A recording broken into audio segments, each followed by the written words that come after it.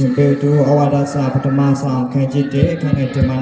25ယေရှုခရစ်တမန်တော်ကပေတူတည်နားထောင်ခြင်းကျေးဇူးယေရှုခရစ်သွေးတော်နဲ့ထမ်းခြင်းကျေးဇူးကိုခံရမည်ကြောင်းဝိညာဉ်တော်အဖေတရှိခြင်းတော်ရ၍မြတ်တော်ဖခင်သခင်၏အနာဂတ်တာညံတော်အတား တော်မူသည်တင်တို့ကမောင်ရဲ့ထဲမှာအောင်ပွဲသောလင်းတော်သို့ခေါ်ပြီးတော်မူသောသူ၏ကျေးဇူးကိုပေါ်ပြစေခြင်းကိုပြီးချတော်မူသောမျိုးဖြစ်၏ကိုစား၍တန်ရှင်းသောမိမတို့သည်ခြေကထိုသောကိုတစားစေလျက်စာရာသည်အာဗြဟံကိုသခင်ဟုခေါ်၍သူ၏စကားကိုနားထောင်တဲ့ကဲ့သို့ခြင်းကသိရှိတော်မူသောသူရှိ၌ထိုသူတို့သည်စကြောခြင်းကိုခံရကြလက်တံ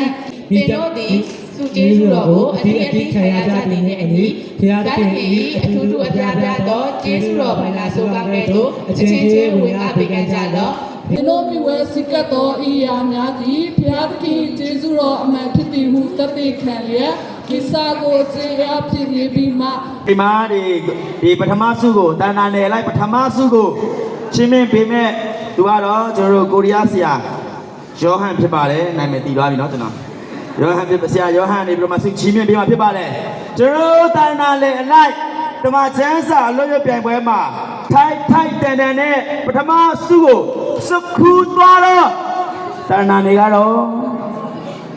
လေကူဒါနာဖြစ်ပါတယ်လေကူဒါနာနယ်မှာလူရဲ့မောင်မယ်များကျေးဇူးပြု၍ဆုလက်ခံပေးပါ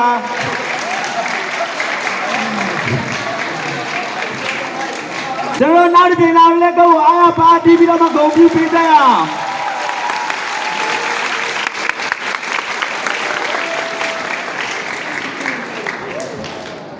လာပေါ်တက်ဒီမှာဒီဘက်ကတော့ဓာတ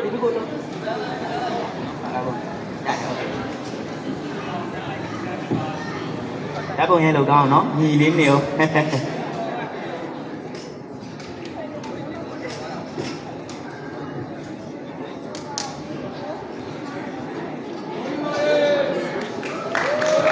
လက်ခုပ်တီးပြီးတော့ဂုဏ်ပြုပေးချရအောင်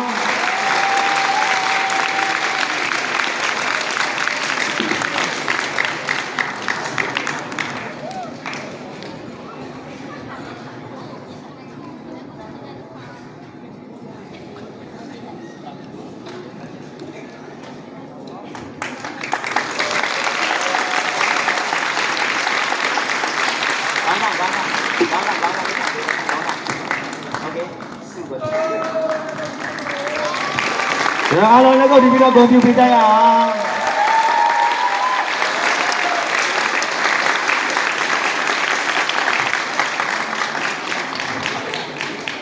ကျေးဇူးအများကြီးတင်ပါတယ်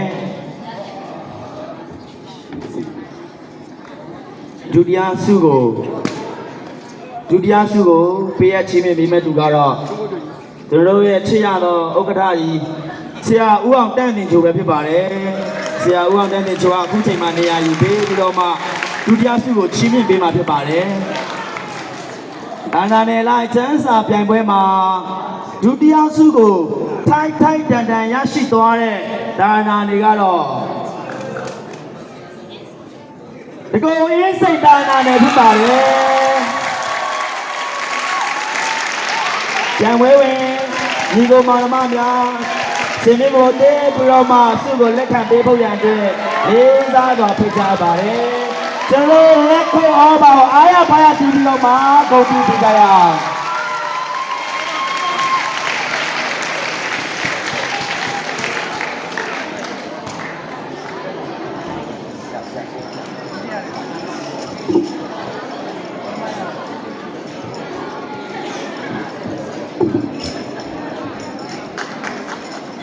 အလုံးလက်ခုပ်တီးပြီးတော့မှတစ်ချိန်လောက်ပြန်လည်ပြီးတော့မှကွန်ပျူတာကြရအောင်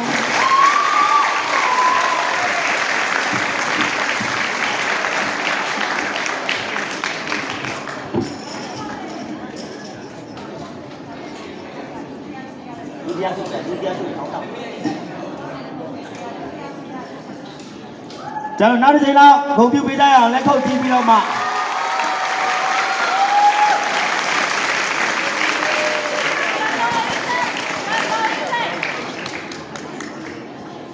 ကျွန်တော်ချစ်ရတဲ့ဆရာချိုကနေပြီးတော့မှတတိယဆုကိုထပ်ပြီးတော့မှချီးမြှင့်ပေးပါဦးမယ်လို့ပြောပါတယ်။ဒါကြောင့်မို့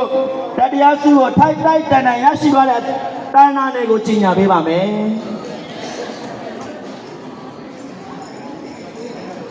ကျွန်တော်ကျန်းစာပြန်ပွဲရဲ့တတရားစုကိုတဏ္ဍာနယ်လိုက်တတရားစုကိုထိုက်တန်ရရှိသွားတဲ့တဏ္ဍာနယ်ကတော့ထောက်ကျမ်းပေါ်ပြီးတဏ္ဍာနယ်ပဲဖြစ်ပါတယ်ဒီကိုမောင်မယ်များကျေးဇူးပြု၍စင်နှင်းပေါ်မှာလာရောက်ပြီးတော့မှဆုလက်ခံပေးဖို့ရန်အတွက်ဖိတ်ခေါ်ပါတယ်ဒီအချိန်မှာကျွန်တော်လက်ခုပ်အောပါအားရပါရပြီးတော့မှဂုဏ်ပြုပေးကြရအောင်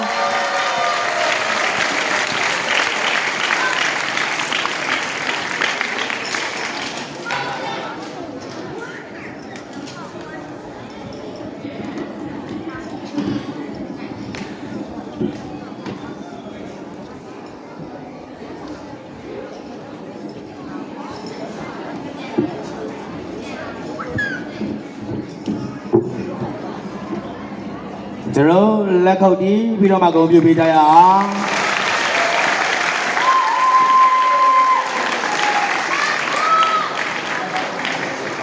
နောက်တစ်ချိန်လောက်လက်ခုပ်တီးပြီးတော့အားရပါရလက်ခုပ်တီးပြီးဂုဏ်ပြုပေးကြရအောင်အားရပါရတီးပြီးတော့ဂုဏ်ပြုပေးကြရအောင်ကျွန်တော်တတရားစုဆိုပြီးတော့မှမကုန်သွားလေးပါဘူးကျွန်တော်စုအားရပါရပေးခြင်းတဲ့အတွက်ကြောင့်မို့အများကြီးပြင်ဆင်ထားပါတယ်ဆက်လက်ပြီးတော့မှကျွန်တော်ရဲ့ဆရာချေရတဲ့ဆရာချိုးကပဲထပ်ပြီးတော့မှစုချီးမြှင့်ပေးဦးမှာပဲဖြစ်ပါတယ်ကျွန်တော်သားစုကိုထိုက်တန်ရရှိသွားတဲ့တာဏတွေကတော့မင်္ဂလာတုံတာဏတွေဖြစ်ပါတယ်မင်္ဂလာတုံတာဏတွေဖြစ်ပါတယ်ကျွန်တော်ညီကိုမောင်မယ်များစုလက်ခံပေးဖို့ရန်အတွက်စင်ပြီးပေါ်တို့တရားပေးဖို့ရန်အတွက်လေးစားစွာဖိတ်ကြားပါတယ်ကျွန်တော်တို့လာရောက်တဲ့အခါမှာကျွန်တော်လက်ခုပ်အောပါများနဲ့အတူဂုဏ်ပြုပေးကြရအောင်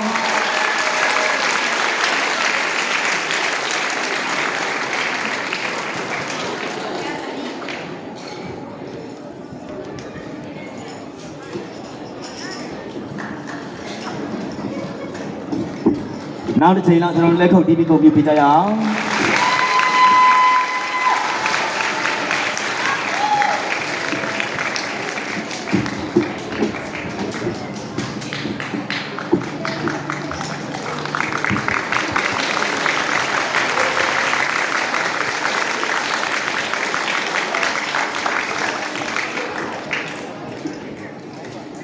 ဆက်လက်ပြီးတော့မှကျွန်တော်တို့စုမရှိတော့ဘူးလို့ထင်သွားရင်တော့မှားပါတယ်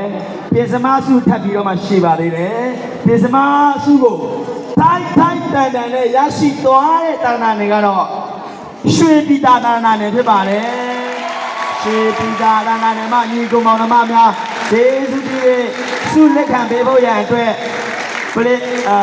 စင်မြင့်ပေါ်တို့လေးစားစွာဖိတ်ခေါ်အပ်ပါတယ်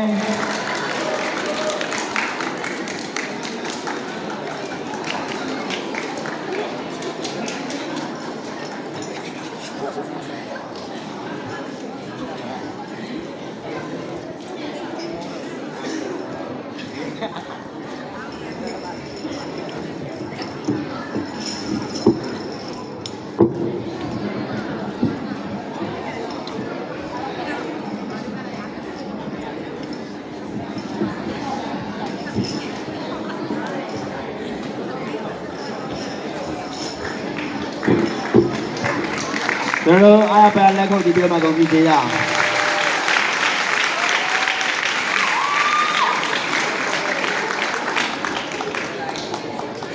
ဒီကျွန်တော်ပြန်ရမှာနော်က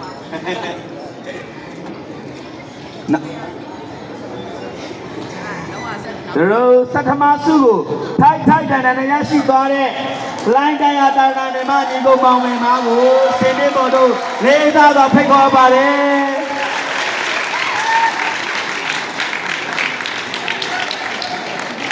လိုင်းတရားတာနာနေမှညီကိုမောင်မယ်များစုလက်ခံပေးဖို့ရန်အတွက်စင်ပေးပေါ်တို့ဖိတ်ခေါ်ပါတယ်ဒီအချိန်မှာအားလုံးနောက်ဆုံးအနေနဲ့အားလုံးလက်ကုပ်တီးပြီးတော့မှဂုဏ်ပြုပေးကြရအောင်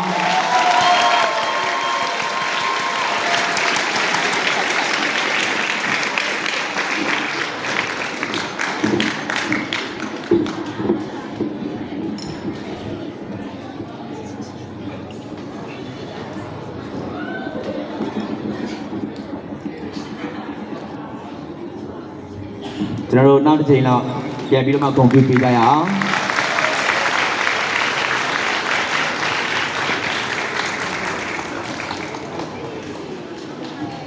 အခုချိန်မှာ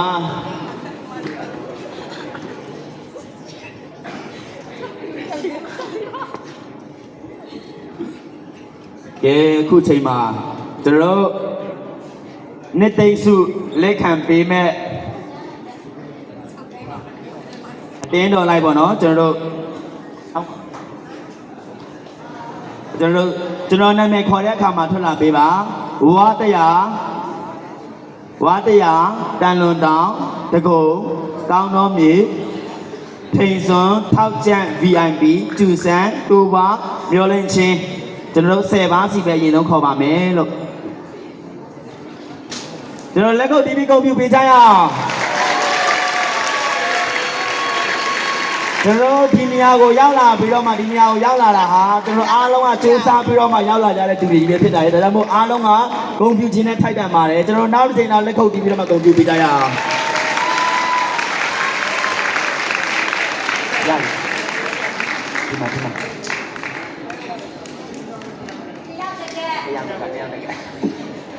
မှာဆင်းလိုက်ပါလားဆက်လက်ပြီးတော့မှတံပြာကိုကောင်းကြီးပွင့်ရန်ကုန်ဗဟုဒီဘက်ကနေဆင်းလိုက်နော်ရန်ကုန်ဗဟုညာနာတမန်ကြီးကျွန်တော်အားနာမည်ခေါ်တဲ့အခါမှာဂျေဇုပြည့်ထွက်လာပေးဖို့ရန်တိုက်တွန်းချင်ပါတယ်တက်လာပြီဒီဘက်ကဆင်းပြီးတော့ဒီဘက်ကတက်လာပြီတံပြာကိုကောင်းကြီးပွင့်ရန်ကုန်ဗဟုညာနာတမန်ကြီးထွက်ပါအာယုံဦးအနောင်မြေမော်ဘီရွှေပြည်သာ Grace အသစ်လမ်းတက်ဖြစ်ပါတယ်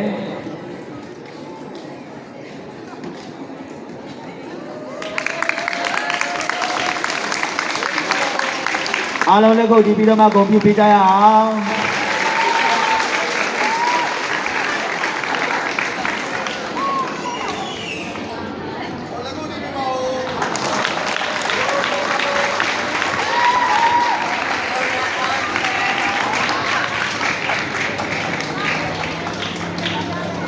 ရှလုံးအကပေစီလုံးချင်းကြာအင်းခန်းတပင်မေတ္တာပိညင်နာ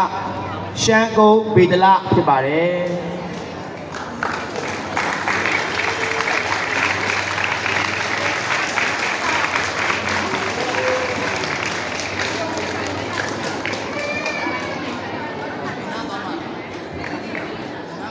ကျွန်တော်နောက်ဆုံးတကားတော့အားလုံးလက်ခုပ်ကိုအားရပါတီးပြီးတော့ဂုဏ်ပြုပေးကြရအောင်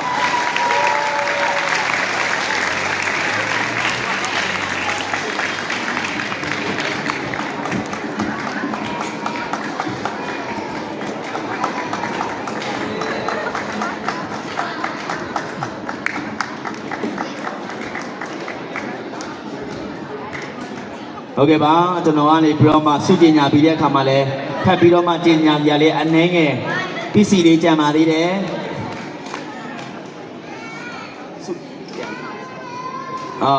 စုလဲအကြီးကြီးကြံပါသေးတယ်စုတစုเนาะကျွန်တော်တို့အထူးစုဆိုတာဒီမှာရှိနေသေးတယ်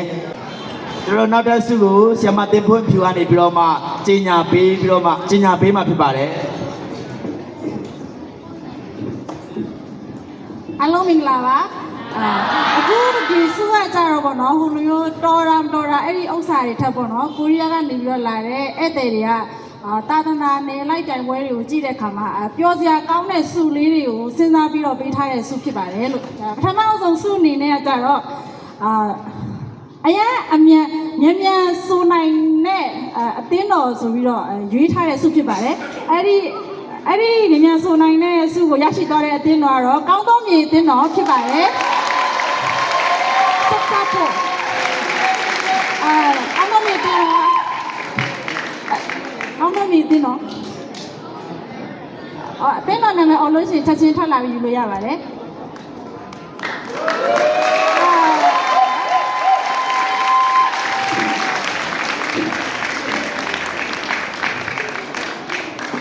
နောက်ထပ်စုတစ်ခုကိုကျင်ညာပါမယ်နောက်ထပ်စုကတော့နောက်တစ်ခုကကြတော့အဲ့ဒီ ဒီသာသနာနယ်မှာသူတို့ကြည့်တဲ့အခါမှာပေါ့နော်ဝိဆောင်ကကြည့်ရတာအရင်လာတယ်လို့ခံစားရတယ်ဆိုပြီးခံစားရလို့အဲ့ဒီဆုလက်ဆောင်ကိုပေးခြင်းလို့ပါတဲ့အဲ့ဒီအသင်းတော်ကတော့ထောက်ကြအသင်းတော်ဖြစ်ပါတယ်ထောက်ကြအသင်းတော်ဝိဆောင်ပဲကွာလေဝိဆောင်အလားက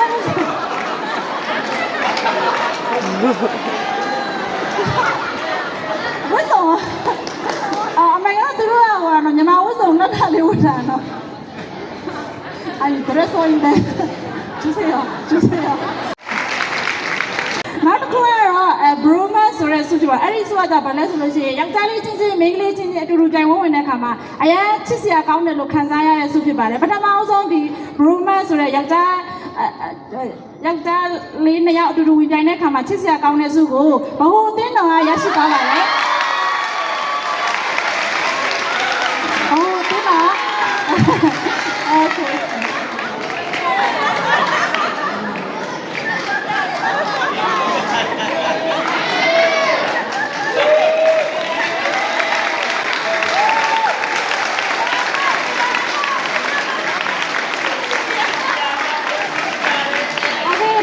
ခုပေါ့နော်woman ဆိုတဲ့ဆုပေါ့နော်အဲ့ဒါကြတော့အဲ့ဒီချစ်စရာကောင်းတဲ့ဆုကိုရရှိသွားတဲ့အသင်းတော်ကြတော့ပင်ញင်လာအသင်းတော်ဖြစ်ပါတယ်ပင်ញင်လာအသင်းတော်ဒါယူပေးပါ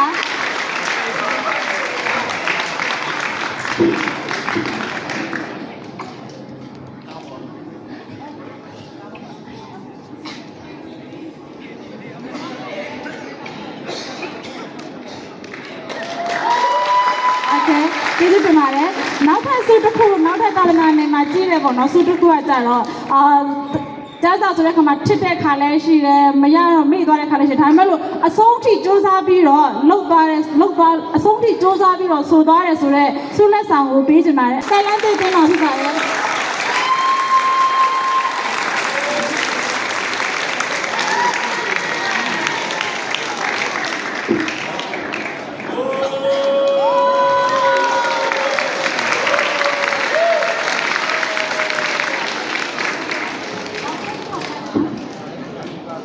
နောက်ဆုံးကတော့